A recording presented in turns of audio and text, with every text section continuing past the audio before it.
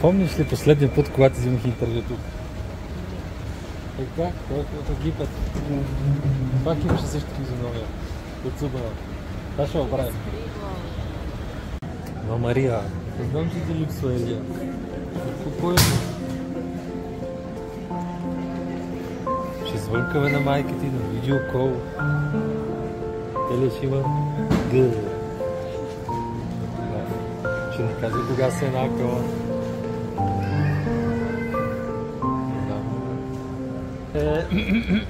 Кацнахме. Как е са настроени? Не си на самолет? Лошо. Значи Мария, понеже много турски сериали гледа и сега дай ми аспирина. Майка ти иска да знае добре, си щастлива ли си, здрав погрижи ли си за тебе? Да. Беше насилствено, да. Тук защо никой не чака? Ако е за толкова много време, да отидем поне на сянка. Не мога да видим, да. Защо всичко трябва да документираш? Защо не? Защо не? Какво правим сега? Чакаме на 40 градуса. Жега на сянка. На слънце. На това. Това спирче. Там има сянка. Тук има сянка. Какво правиш? Чакам те. Чакаш. Това може да го спри. Натам отиваме.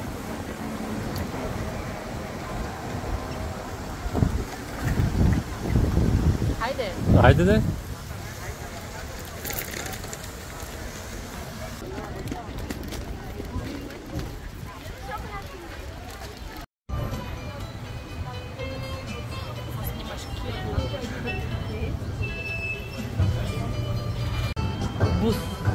Я кажи сега как го намерихме това влакче. Ходехме си и го видяхме. Викаме тук сядаме и предредихме едни хора. Но сме най-якото место.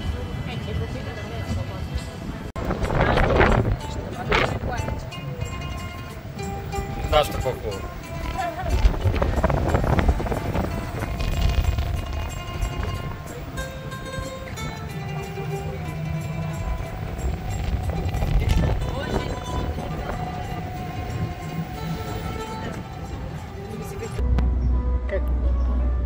Какво правим сега? Ще пием. Влезнали сме на бар. Вижте каква хубава гледка.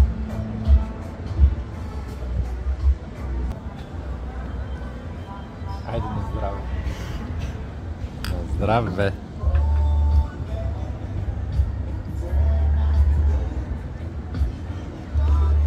Това перфектна вечер. Хладно време, 25 градуса. Какво преди да вечеряме? Хубава гледка, пиеме джин преди да вечеряме.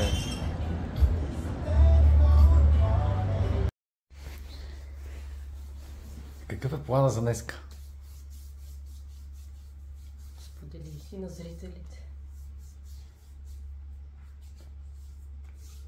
Искам малко ти да кажеш, нали? Статията на National Geographic.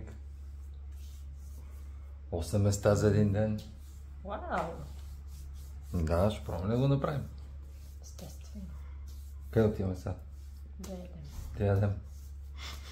Вкусна паста с крем. Вчера не беше вкусно. Значи няма да ядем паста. Корасанчета. Ето го първото място. Айде, Мария.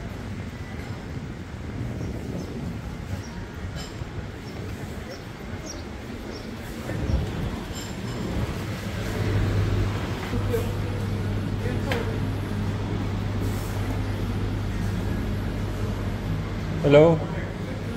Is it self-service or? You want to sit down? Is it self-service or we No, can? no, no, no. If you want to sit down, yeah, let's sit We sat. Яденето дойде. Извънредно. Сега отиваме локация номер 2. Нали? Да. Некъв музей.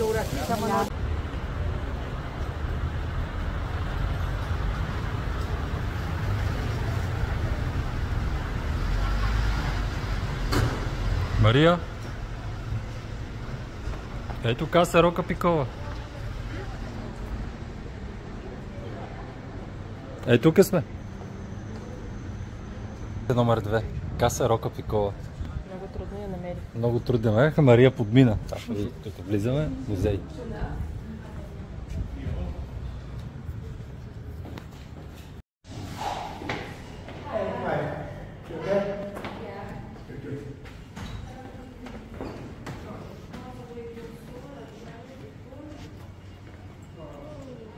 А?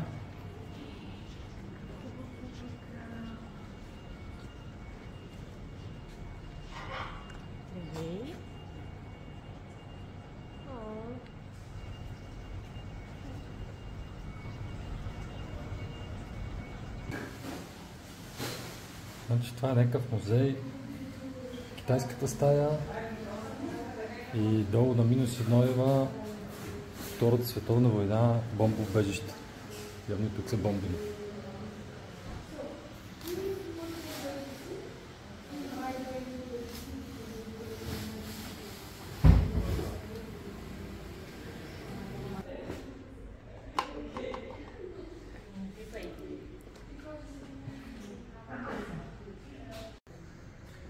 Значи тази кола ще върви от 1949 Бентли.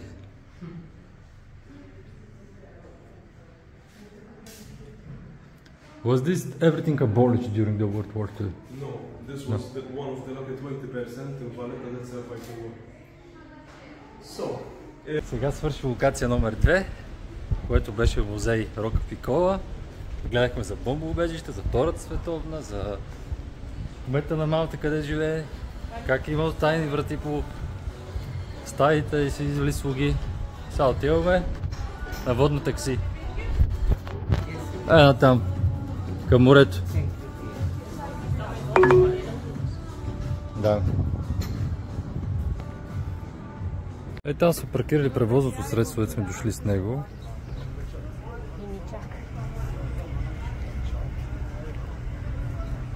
И водно такси. Мария, ама това не е страшно. Ега човечеца, сега ще почне гребе. Отиваме до яхтата там. Нали така? Да видим какво става.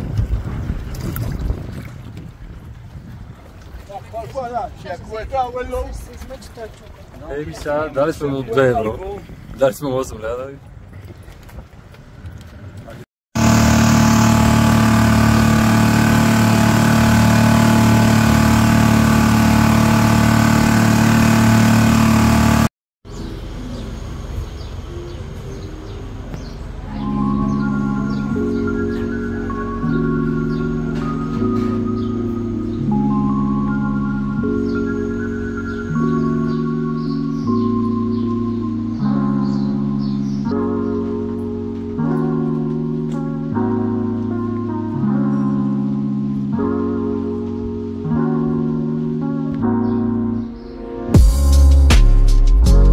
Локация номер 4. Обяд. Кафе Джаболе. Ето вече станаха по-модерни. Сме вече на локация номер 5.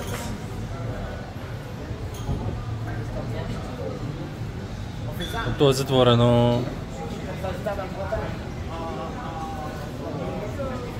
Това брои ли си, че сме се записали тук? Не. Защо правиме клип, правиме, показваме? Еми няма, мога почукаме.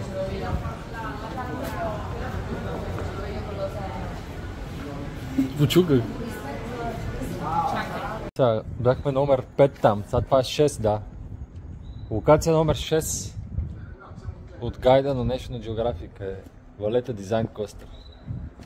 Какво пише тук, драги мои хора, които едва ми гледат клиповете?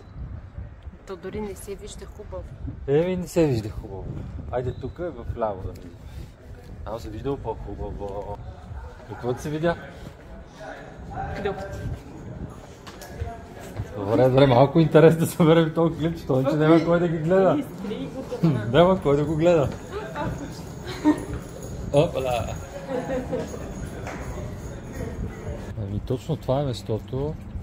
Някакви градини са. Там ще какво трябва да гледаме? Тук не знам. Златната рибка.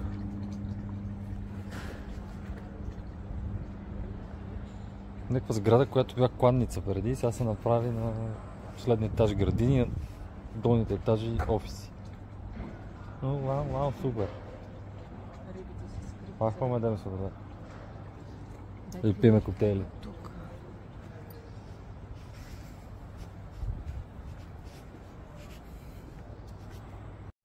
Вижте каква хубава гледка. Какво топ. Направо като картичка. И открих най-хубавата тоалетна на света. Туалетната с най-хубавата гледка. Това автоматично направи най-хубавата тоалетна. За жалост, в момента не се ползва.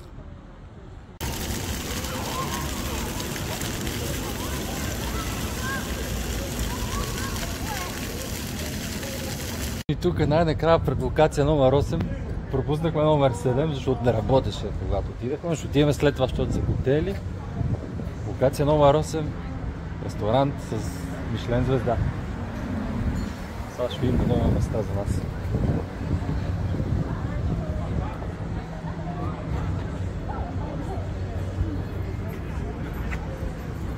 Ще дадем ли морски деликатеси? Виж, впечатли си с каква гледка има. Още храната не е дошла, но... То на телефон издържа по-малко.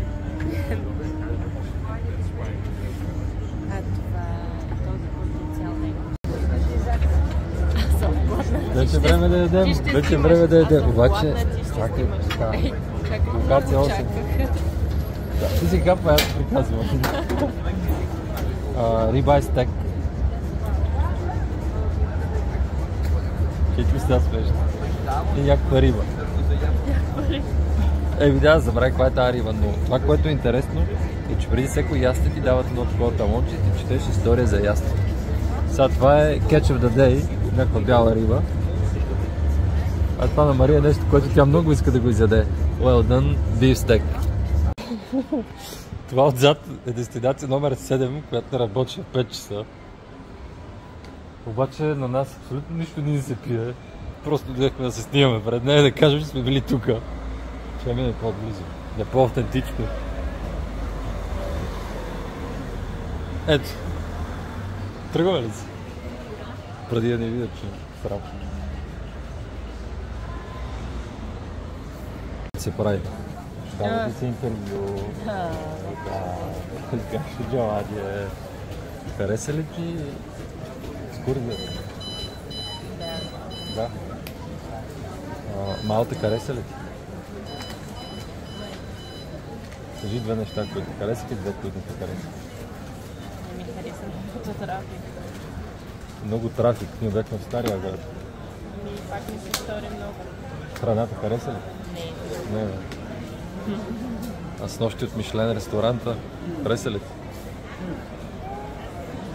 Не. Горе-долу. Изядахме само една четвърт от нещата. Даже скандал дигнахме, отстъпка 20 евро ни направиха. Скандал да сме. Не сме дигали скандал, ама казахме, ще поставят. Няма проблем.